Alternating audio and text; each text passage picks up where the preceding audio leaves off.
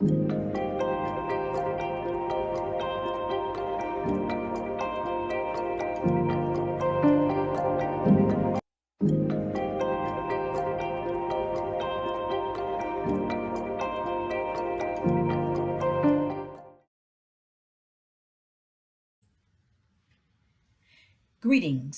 and welcome back to the No Channel.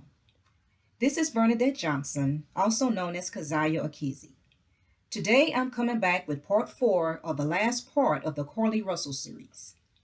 If you haven't watched parts 1, 2, and 3, I encourage you to watch those before proceeding. It's possible I could come back with a part 5 if there are any notable updates to the story, but for now, this is it.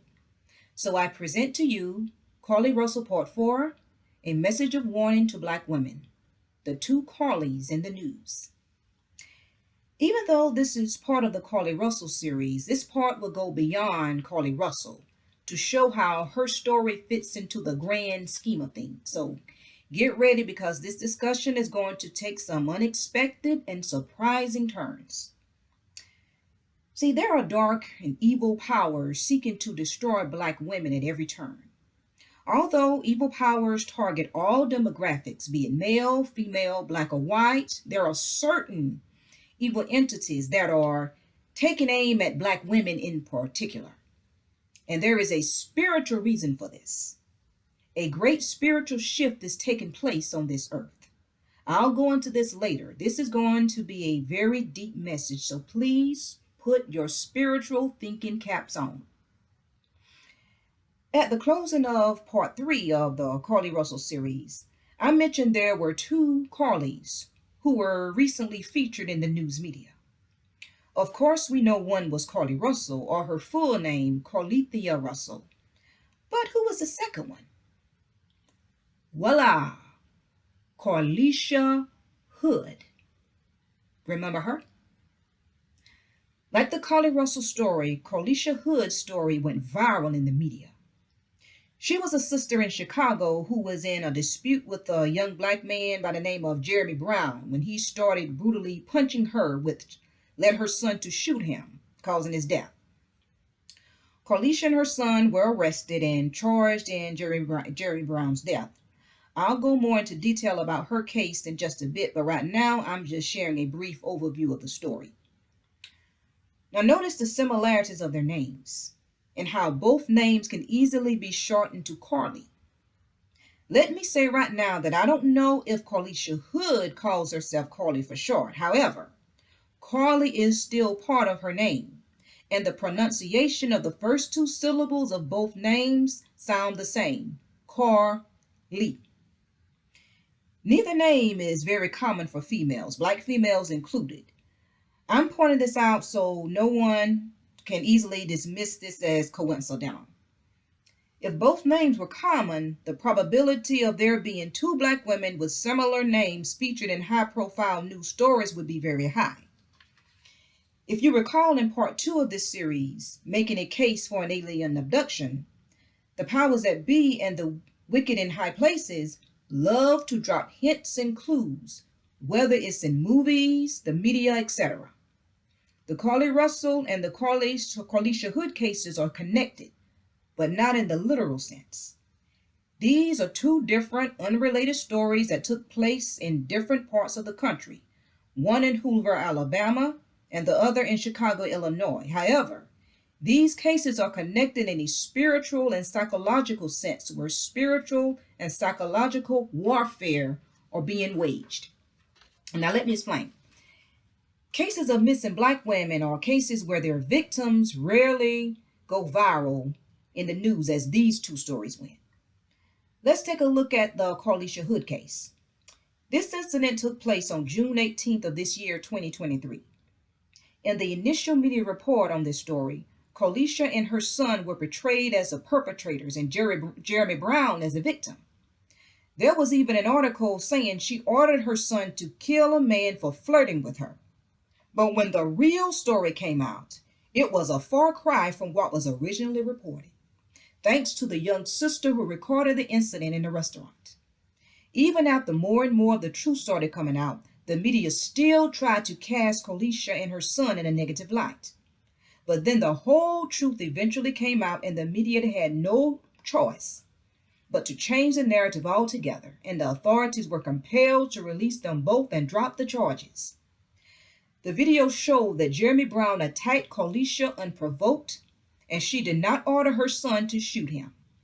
The video captures her clearly telling her son to get in the car, but Jeremy thought she was talking to him because he didn't see her son standing behind him.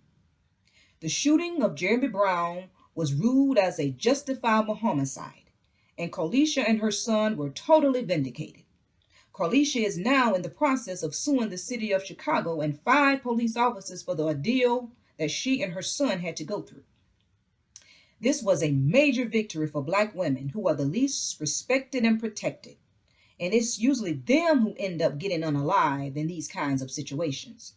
But the outcome in this story, in this case, was different. The Black woman was saved from the brutality of a Black male by another Black male who happened to be her son. And come to find out, this Jeremy Brown was known to be violent. He had a violent history. Now, don't think it escaped me that this is a sad and painful situation for all parties involved. It most definitely is. It was unfortunate that Jeremy Brown had to be taken out this way, but there is no one to blame but himself. This was also an extremely traumatic experience for Carlees and her son. Carlees has to live with the trauma of being brutally beaten in public with no adults on the scene coming to her rescue. She has to live with the trauma of seeing her son take the life of another to save hers. She also has to live with the trauma of being falsely portrayed as a murderer, charged and arrested. Likewise, her son has to live with the trauma of seeing his mother brutally beaten and having to take the life of another person to save her. And he was also arrested and charged. So they have to deal with a lot. So getting back to this as a win for Black women, the dark powers that be did not like this victory. Therefore, measures were taken to take us down a notch. So about a month later, Carlethia Russell makes the news. She was reported missing on July 13th. Of course, I already discussed Carlee Russell's case in the previous 3 parts of this series, so I won't go back over it. The case was, as you know, the case was ruled a hoax. Carlee was condemned as a liar and charged with making a false report. This was a major blow to Black women, given the fact cases involving missing Black women rarely get mainstream media attention. Whenever a case involving a Black female victim does go viral, she's often victim blamed, called a liar, and deserving of what happened to her. And sadly, it's not just the general population that's guilty of this, but the Black community too. So the Black community, especially Black women, lamented over how this would hurt Black women even more and make it even harder for us to be believed and taken seriously when something really happens. So you might be wondering, what in the world do these 2 cases have to do with the spiritual shift taking place on the earth? Just stay with me. Now, those in the woke community are well aware of the major shift taking place among Black people and other melanated people worldwide. They're doing things and are saying things they never would have a few decades ago, and they're pushing back against white supremacy and white domination. Even Africa is starting to rise up and take a stand against the Western world, who's had its foot on Africa's neck for the longest. Just this summer, South Africa attended the BRICS Summit, organized by several countries in efforts to drop the US dollar. Also, numerous other African, Asian, and Caribbean countries are joining or seeking to join the BRICS movement. Not to mention how more and more in the Black diaspora and certain tribes in Africa are waking up to the truth of their Israelite heritage and starting to embrace their Israelite culture and turning their hearts back to the Most High. More and more, the West is beginning to lose its once iron grip and insurmountable dominance over the world. However, there is another spiritual shift taking place on this earth that most people are not aware of, not even the woke community. And this is the shift from a divine masculine spirit to a divine feminine spirit. And this spiritual shift parallels the spiritual shift taking place among Black people around the world. Now wait, before you stone me, I'm not saying that women are going to rule the world. I'm not saying that at all. So calm down. But if you look back in history, even to the ancient times, you will see where the world changed from one age and dispensation to another throughout the millennia, each having its own spirit, mindset, and value and culture. For example, the birth of the Messiah was the start of a new dispensation. Many believe that 2020 and 2021 was part of the ushering in of this new age of the divine feminine spirit. Like the shifting taking place with black people, women, black women especially, are thriving and making moves they never would have made several decades ago, such as savvy business moves, educational and career moves, and most importantly, we are starting to see more black women speaking in a divine inspiration and starting their own ministries. This brings to mind the scripture Joel, the passage Joel chapter 2, verse 28, where it says, "And it shall come to pass afterward that I will pour out my spirit upon all flesh, and your sons and your daughters shall prophesy. Your old men shall dream dreams, your young men shall see visions." Also in Acts chapter 2, verse 17, "It shall come to pass in the last days, saith Yah, I will pour out my spirit upon all flesh, and your sons and your daughters shall prophesy, and your young men shall see visions, and your old men shall dream dreams." Now, I'll be the first to say that I'm not well versed when it comes to knowing the ages and the dispensationalism, but I do know the scriptures, and can read the signs of the times. If you would like a better understanding of this incoming age and spiritual shift, I would recommend you check out these videos that I'm showing on the screen.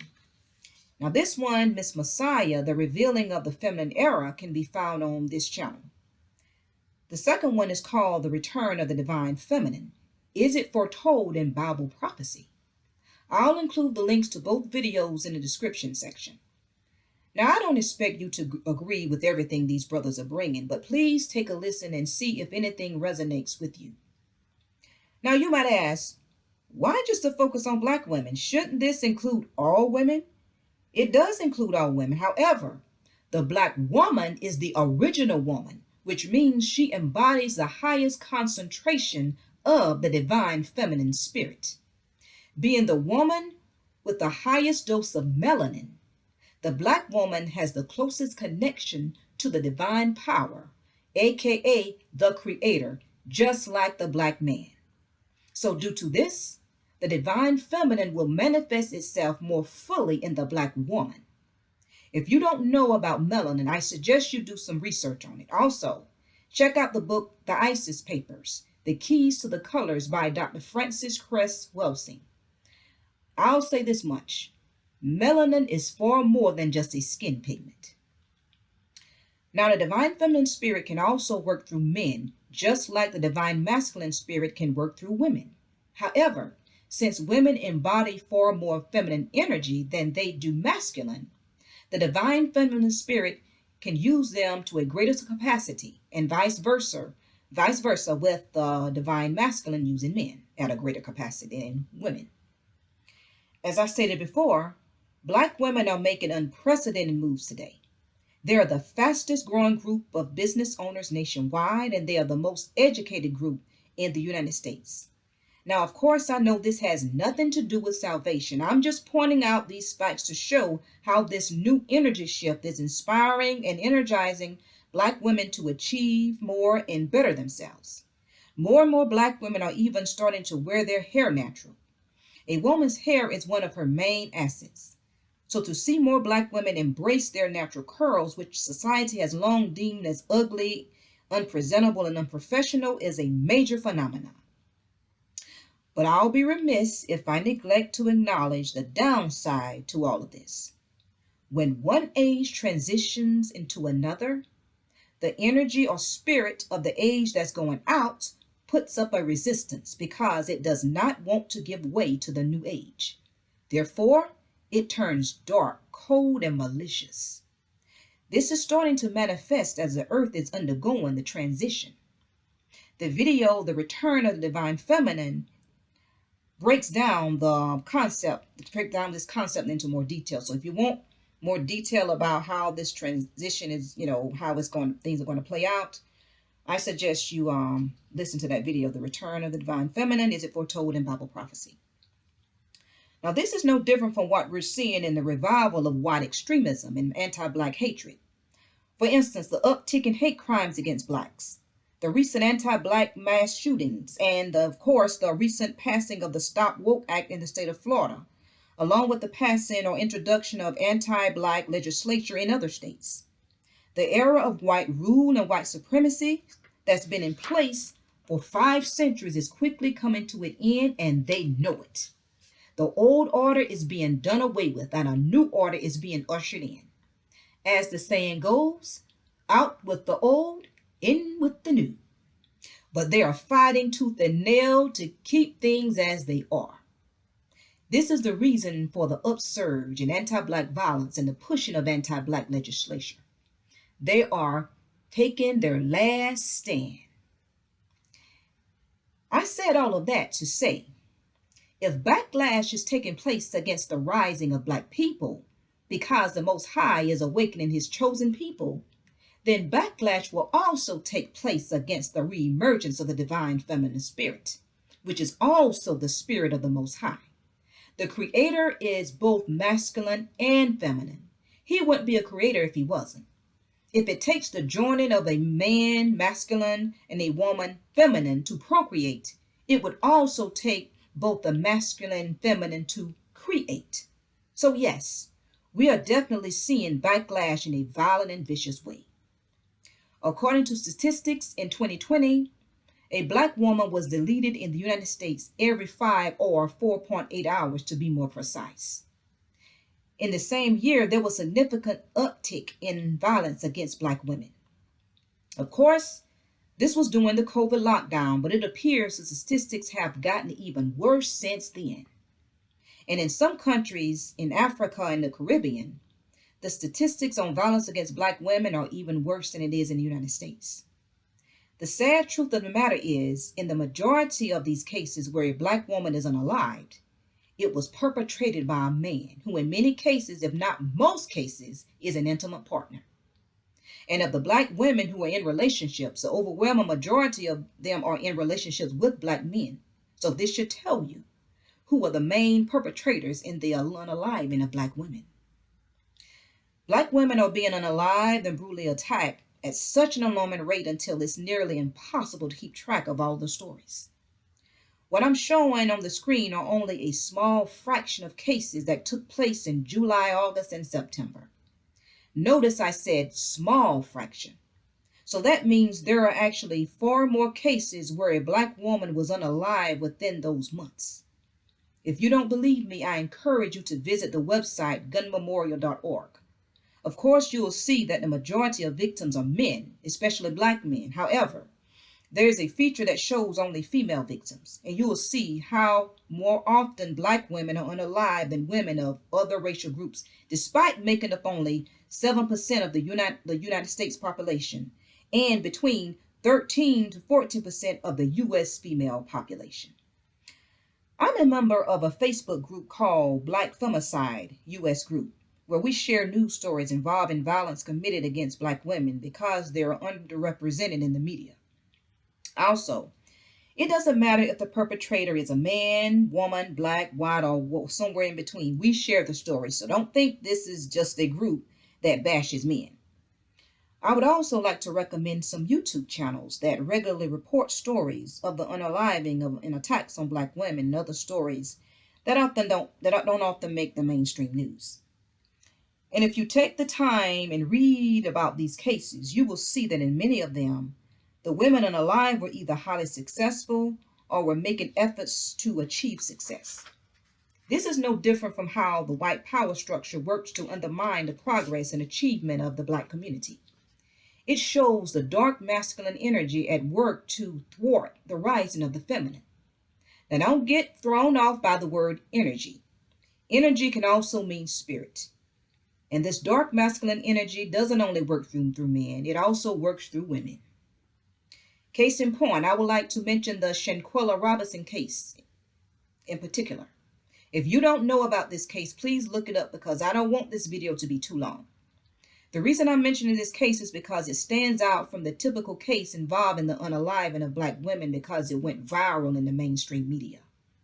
This story took place in Mexico, and there was footage captured of Shanquella getting beaten by one of her so-called female friends in the group, which comprised of both men and women. To this day, no arrests have been made in her death. Shanquella had a very successful hair salon business, and her net worth was reported to be around $700,000.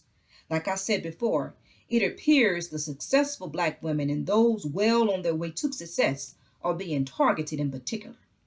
What happened to Shanquella Robinson was in part motivated by jealousy. However, this was far deeper and darker than some jealous, catty women hating on another woman's success, because you had both women and men taking part in this. One YouTuber called it a sadistic ritual, and I'm inclined to agree. This was a very strange and sinister case surrounded in mystery. Another example of the rise of the dark masculine spirit is the rise of the manosphere on social media, which spews red-pilled ideology. The manosphere started out as a space for men, mostly white men, who felt disenfranchised by society and felt that men's rights were being encroached upon. The MGTOW, which is MGTOW, which stands for Men Going Their Own Way, is another manosphere-inspired movement. But like many movements which started off as well-intended, it became toxic and extremely misogynistic. So as the manosphere gained steam, Black men also jumped on the bandwagon, forming what's called Black manosphere, where the men in the manosphere aimed their vitriol at women in general. Black manosphere aimed their vitriol specifically at Black women. On the screen are profiles of some of the most prominent figures in Black manosphere and, Black manosphere. You might say there are also Black women spaces that spew hatred against Black men. Oftentimes, they are just women responding to the vitriol aimed at them by Black men. They're matching the Black man's energy by spewing vitriol of their own. And many of us are also aware of certain segments of the Hebrew Israelite community where the men stand on street corners and spew venom and hatred not only against white people, but against Black women too. These are all manifestations of that dark masculine energy or spirit at play as the age of the divine feminine is being ushered in. On Facebook, I myself have witnessed certain brothers, some of whom I've met in fellowship with, change from men who seem so kind and polite and gentlemanly to these rude, confrontational, and judgmental individuals. They spout red-pill ideologies under the guise of speaking against feminism and the wicked Babylonian system. But they don't realize that they are being deceived by Satan to become their own worst enemy and hinder the progress of their own people. So please watch out for that spirit. You will know it by its fruits. So just so you'll know, the dark masculine and dark feminine are bad spirits, wherein the divine masculine and divine spirit, the feminine, are good spirits. There are those who will say, oh, well, the dark masculine and dark feminine, they're not evil. It's just a, different manifestation of the same spirit. Opposite sides of the same coin. Yeah, right. Don't believe it. So now let's return to the discussion of Carlee Hood and Carlee Russell. And in addition, two much older cases to show the consistent pattern in the media's portrayal of Black women when it comes to their victimization. As we know, cases involving the victimization of Black women very rarely go viral in mainstream media. That's because this country has a history of denying Black women their victimhood. Therefore, they're also denied their femininity. They're typically not seen as damsels in distress, and this is due in part to the stereotype of the strong Black woman. Of course, history shows that Black women had no choice but to be strong. And to be honest, I don't have a problem with being called a strong woman, because if you research the word virtue, It also means strength and courage. However, I understand those who have a problem with the terminology because it's been misused against black women where it portrays her as masculine and never in need of protection. Well, more than 3 decades ago in 1987, a 15-year-old black girl named Tawana Brawley from New York claimed to have been assaulted. I'm not saying the word "r" because YouTube is known to flag channels when they use certain words. From now on, I'm going to say grape. Well, Tawana Brawley claimed to have been gang raped by 4 white men. Those of you who are 50 years old and older may remember this story. This was a very high profile case, and this was mostly because Al Sharpton was publicizing it. To make a long story short, the grand jury ruled her allegation as false. But Tawana Brawley and her family maintained she was raped to this day. In retaliation, one of the accused men brought a defamation lawsuit against Brawley, her attorneys, and Al Sharpton and won. You can do the research to learn more about this case. Okay, and then about 20 years later, another racially charged case involving a young black woman who accused 3 white male college students of gang raping her in Durham, North Carolina, made mainstream news. Unlike the Brawley case that took place when I was only 7, I have a vivid memory of this case because I followed it very closely and I had strong feelings about it. This case took place on March the 13th in 2006. In this case, the young woman was an exotic dancer who, along with another mixed race dancer, was hired to perform at what she was told to be a bachelor's party consisting of only a few guys. But when she got there, it was to see a house full of 20 to 30 rowdy, alcohol-drinking college boys, where most of them were athletes, lacrosse players of Duke University. Although taken aback by this unexpected scene, she and the other dancer proceeded to perform because they really needed the money. She was currently enrolled at North Carolina Central University and a mother of 2. And since she had an arrest record and was black on top of everything, it was difficult for her to find desirable employment that paid a decent wage. But at some point during their performance, the boys' behavior started getting out of hand and they threatened to sodomize the women with a broomstick. So fearing for their safety at this point, they both stopped dancing and left the house and got into the car to leave. However, some of the boys followed them out and talked them into going back inside to finish their performance. So they did, and once back inside, the women got separated from each other, and one was allegedly dragged into the bathroom and violently raped by 3 of the guys. This story took mainstream news by storm and perhaps was one of the most explosive and high-profile cases involving a non-famous black woman, with the exception of Tawana Brawley and Anita Hill. I was later to learn that the black woman who remained nameless and faceless for much of the case was Crystal Mangum, who was only 1 year older than I am, small of stature, and dark-skinned just like myself. This case was racially charged from the onset because not only was it a case where a young black exotic dancer from a working-class family accused 3 white boys from a upper middle class background of rape, it was also said that racial insults were hurled at the dancers when they left the house. According to a neighbor, one guy yelled out, "Please thank your grandpa for my nice cotton shirt." However, about a year after making the news, all charges were dropped against the 3 lacrosse players who were charged in the case. And before it was over, the accused were portrayed as victims, and the accuser was branded as a lying stripper who tried to ruin the lives of 3 innocent boys and shake them down for money. Numerous times, Crystal Mangum was slandered as another Tawana Brawley.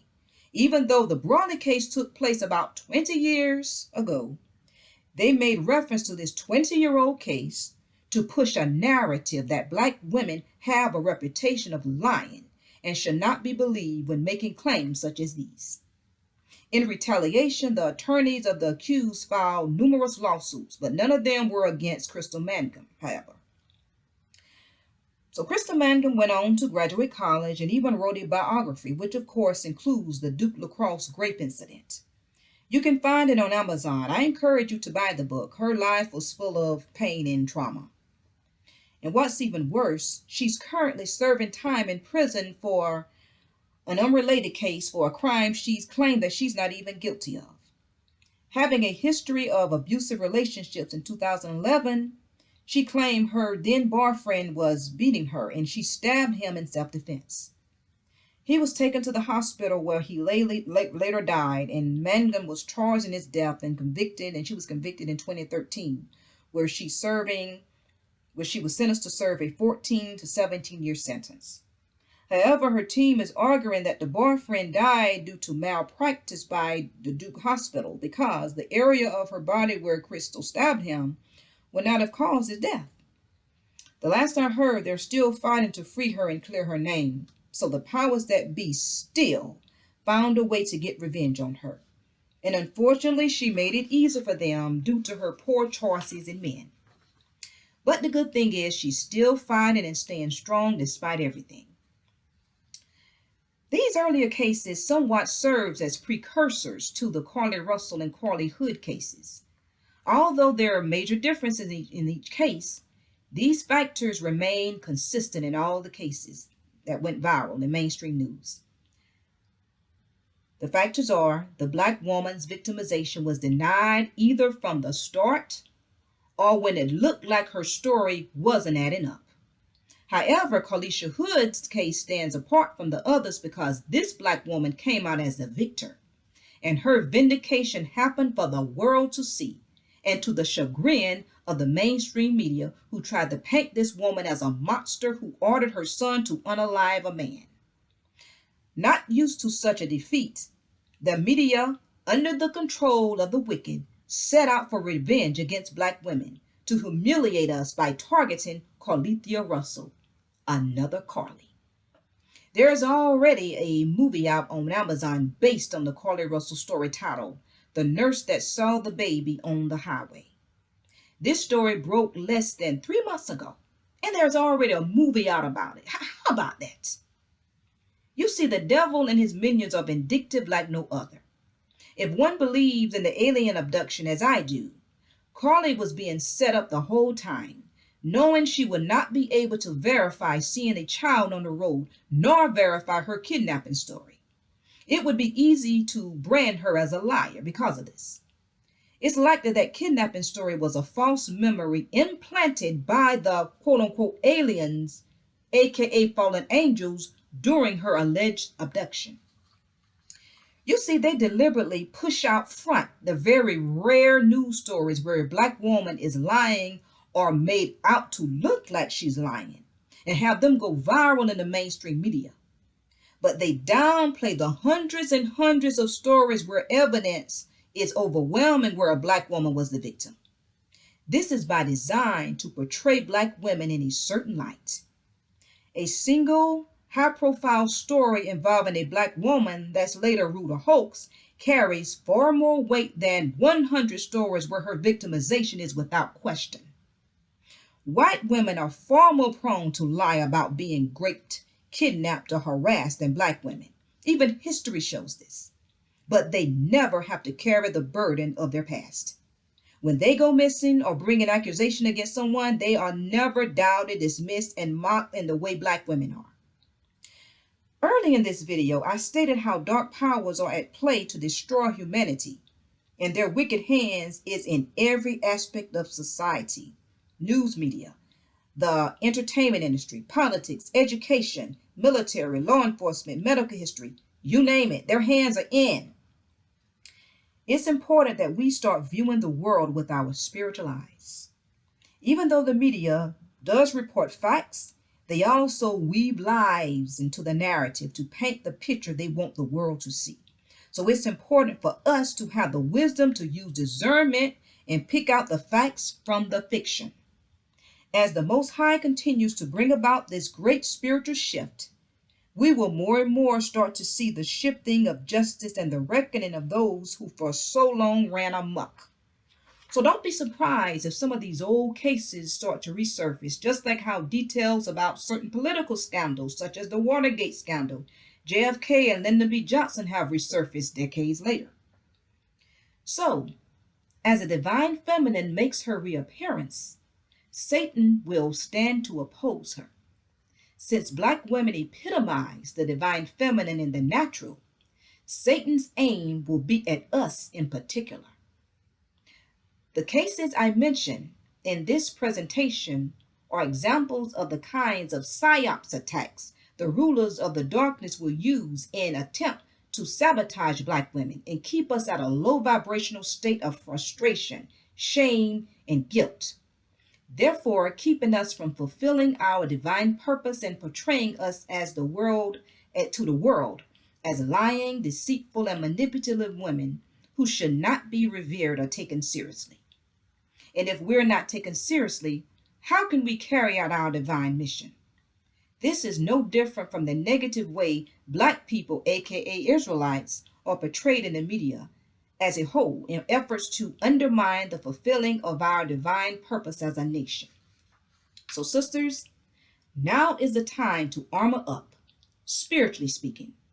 We have a very important role to play in these last days, and the adversary is trying to get out front and tear us down before we can even get off the ground. But we serve a true and living Elohim, and if Yah be for us, who can be against us? I'll leave you with this scripture, Ephesians chapter 6, verses 11 through 18. Put on the whole armor of Yah, that ye may be able to stand against the wiles of the devil. For we wrestle not against flesh and blood, but against principalities, against powers, against the rulers of the darkness of this world, against spiritual wickedness in high places. Wherefore, take unto you the whole armor of Yah, that ye may be able to withstand the evil day, and having done all to stand.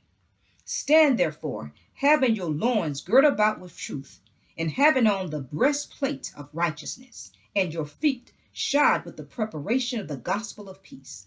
Above all, take the shield of faith, wherewith you shall be able to quench the fiery darts of the wicked, and take the helmet of salvation and the sword of the Spirit, which is the word of Yah, praying always with all prayer and supplication in the Spirit, and watching thereunto with all perseverance and supplication for all saints. Be strong, family. Thank you for watching, and Yah bless.